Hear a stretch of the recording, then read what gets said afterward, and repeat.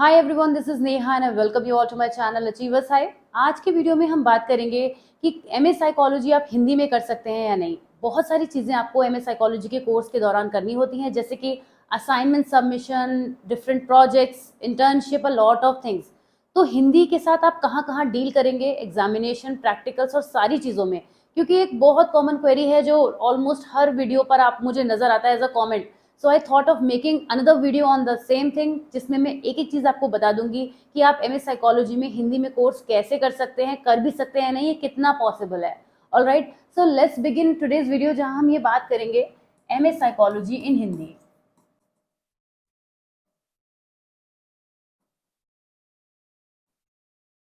सबसे पहला सवाल ये मन में आता है कि is it possible to do. सबसे पहला जो क्वेश्चन है आपका कि क्या एमए साइकोलॉजी हिंदी में कर सकते हैं। So the answer is 50-50। Why I am saying 50-50, क्योंकि कई बार आप पूछते हैं कि क्या हम एग्जाम हिंदी में दे सकते हैं, तो वहां मैं बोलती हूँ कि yes you can give it. But यहाँ पर मैं कह रही हूँ कि इट्स 50-50। बट इस 50-50 का क्या मतलब है, ये भी मैं आपको बताने वाली हूँ। उसका रीजन ये है कि जब आप इग्नू के कोर्स में एनरोल होते हैं तो जो मीडियम है वो कम्प्लीटली इंग्लिश है। मतलब इग्नू अपनी तरफ से आपको कोई अपॉर्चुनिटी नहीं दे रहा है कि वो आपको कोर्स हिंदी में अवेलेबल कराए। तो जो मीडियम है वो कम्प्लीटली इंग्लिश है। ओके, इस बात को समझ लीजिए। तो जाहिर सी बात है, जब इग्नू अब मीडियम हमें इंग्लिश प्रोवाइड करा रहा है तो वो सारा कंटेंट हमें कैसे प्रोवाइड कराएगा, यानी कि जो भी ई ज्ञान कोश पर जो भी डेटा अवेलेबल है, या ये आपको पता होगा ई ज्ञान कोश क्या है। यहाँ पे सारा इग्नू का जितना भी स्टडी मटेरियल है वो मिल जाता है। तो ई ज्ञान कोश पे जो भी इंफॉर्मेशन है, यानी कि जो भी कंटेंट है, वो भी इंग्लिश में ही अवेलेबल है।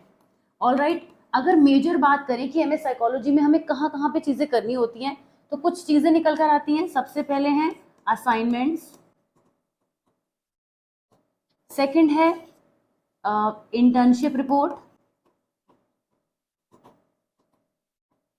थर्ड है प्रैक्टिकल फाइल, फोर्थ है प्रोजेक्ट, और इसके अलावा फिफ्थ है थ्योरी पेपर्स।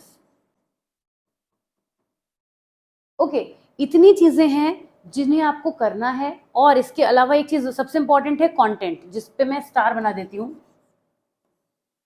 क्योंकि कंटेंट आपके पास सिर्फ इंग्लिश में ही रहता है। नाउ द सिचुएशन कम्स कि आप एग्जामिनेशन में जो थ्योरी पेपर देने जाते हैं, उसके लिए जब आप एग्जाम फॉर्म फिल करते हैं तो क्लियरली लिखा होता है कि आप अपनी लैंग्वेज में, हिंदी लैंग्वेज में आप एग्जामिनेशन दे सकते हैं। क्लियरली दिखा लिया होता है। मैंने इस चीज़ का फोटो अपने टेलीग्राम चैनल पे विद प्रूफ भी पोस्ट किया था। अगर आपने देखा है वो तो ठीक है, नहीं तो मैं आपको एक बार क्विकली स्क्रीन पर अपने डिस्प्ले करके दिखा देती हूँ कि कौन सा पिक्चर मैंने पोस्ट किया था। क्योंकि एग्जामिनेशन फॉर्म फिल करते समय ये सारी डिटेल्स हमारी आंखों के सामने तो आते हैं, पर हम इतना माइन्यूटली उसे देखते नहीं है। तो वहाँ क्लियरली लिखा होता है एग्जामिनेशन फॉर्म फिल करते समय कि आप अपने एग्जामिनेशन को इजीली दे सकते हैं। अब एग्जाम में तो प्रैक्टिकल फाइल भी आती है, एग्जाम में इंटर्नशिप भी आता है, प्रोजेक्ट भी आता है।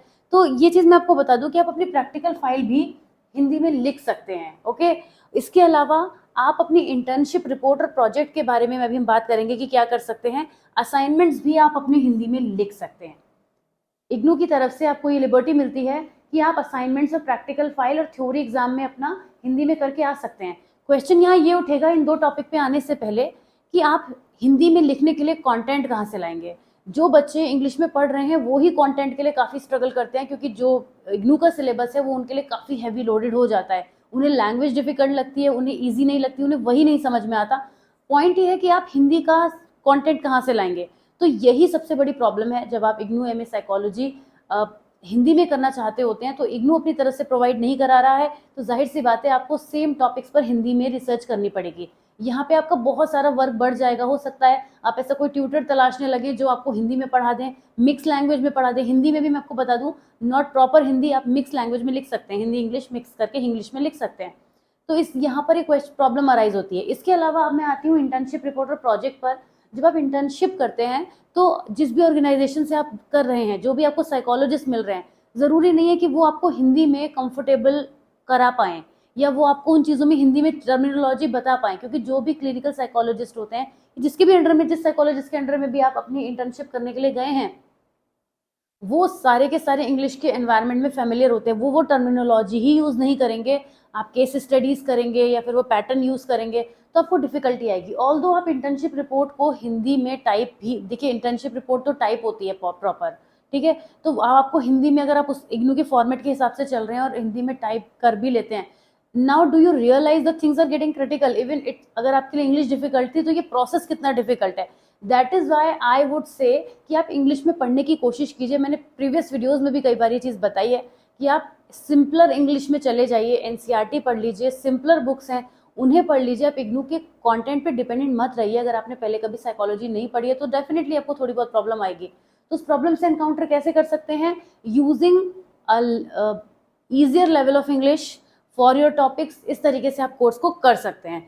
फिलहाल आप थ्योरी के एग्जाम अपनी मिक्स लैंग्वेज में दे सकते हैं, जैसे कि जो भी थ्योरी के पेपर्स हैं वो इतने डिफिकल्ट टॉपिक नहीं होते हैं, जो आपने जनरल कभी सुने ना हो तो आप वहाँ लिख सकते हैं। लेकिन इन कुछ चीज़ों में, प्रोजेक्ट और इंटर्नशिप में भी सेम चीज़ है जो मैंने बताई है कि यहाँ पे आपको थोड़े प्रॉब्लम आएगी लैंग्वेज की। ऐसा नहीं है कि आप कर नहीं सकते, आप कर लीजिए, कोई आपको रोक नहीं रहा है इंटर्नशिप और प्रोजेक्ट में भी, क्योंकि ये भी तो एग्जामिनेशन का ही पार्ट है। लेकिन आपको on a very very practical note बहुत डिफिकल्टी होगी। और मैं आपको डराने के लिए नहीं कह रही हूँ, ये मैं आपको रियलिटी बताने के लिए कह रही हूँ, क्योंकि मैं ऐसी कोई भी बात नहीं करूंगी जिससे आप प्लीज तो हो जाएं, लेकिन फिर आप जब उसे रियल में करने लगे तो आपको लगे कि ये तो पॉसिबल ही नहीं हो पा रहा है। जहाँ पे इजीली पॉसिबल है वहां मैंने खुद बताया, असाइनमेंट्स आप कर सकते हैं, थ्योरी एग्जाम भी आप कर सकते हैं, प्रैक्टिकल फाइल तक भी आप कर सकते हैं, यहाँ आपको दिक्कत नहीं आएगी। लेकिन काफ़ी प्रॉब्लम आपको आ सकती है। तो ये हमने बात करी कि जो मैं 50-50 की बात करी थी वो यही था कि आप एमए साइकोलॉजी की कोर्स को ऑफिशियली हिंदी में प्रोवाइड नहीं कराता है इग्नू। आप अपनी तरफ से उसको सिंप्लीफाइड लैंग्वेज में कर सकते हैं। और देखिए, इम्पॉसिबल कुछ भी नहीं है, ऐसा मत सोचिए कि हो ही नहीं सकता है, there is nothing like that.